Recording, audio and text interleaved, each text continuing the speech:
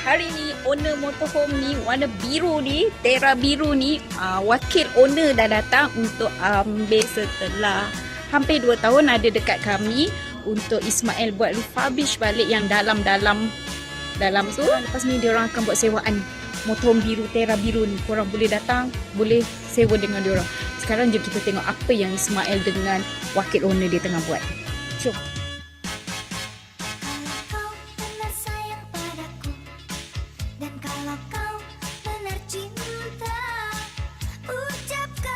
Okey korang, sebelum kita serahkan motorhome biru ni dekat wakil owner, okey jom kita tengok apa yang Ismail sebenarnya buat dekat dalam motorhome ni. Hai korang, mari kita pada motor, barat motor. Okey, yang ni motor ni kita dah siap refurbish. Dah lama kita ambil masa. Daripada basic dia lantai pun tak ada. Sebab benda ni lantai dia pun repot. Sebab dulu bocor lantai pun tak ada. Dia buat semua lantai. Ini semua baru ni. Ini baru. Tapi ikut desain asal lah. Ini baru. Sarung ni baru. Kan. Kat sini kita ada microwave. Kita pasang microwave. Sini kita ada Kiki. Ini baru ni. Tapi baru. Fat yang buat. Okey. Yang ni tariknya. Boleh main tarik. Okey, kat sini ada Fat 3 pin, untuk 3 pin. Sini ada USB port, ada 3 lighter port. Tak sah motorhome kalau tak ada aircon. Okay, kita ada pasang aircon, kita ada pasang ventilation fan baru lah sini. Dalam ni dulu asalnya water heater, tapi Malaysia ni memang panas, tak berapa water heater. Jadi kita jadi apartment. Boleh lock dia macam ni. Kalau malas dah buka besar, buka kecil guys. Tutup balik.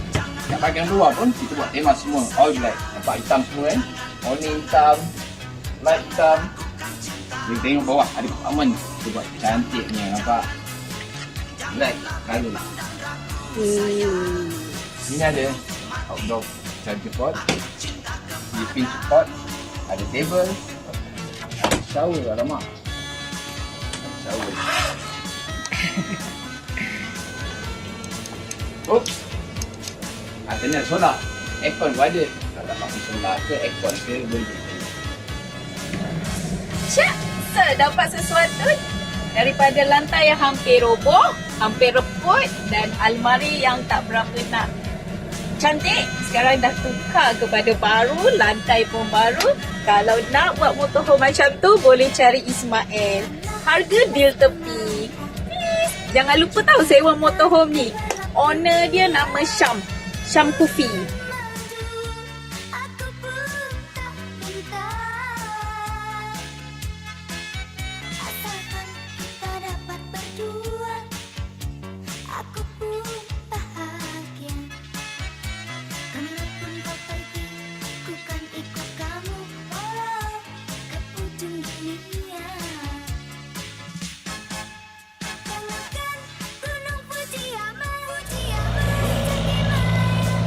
Setelah 2 tahun dia berjaya itu,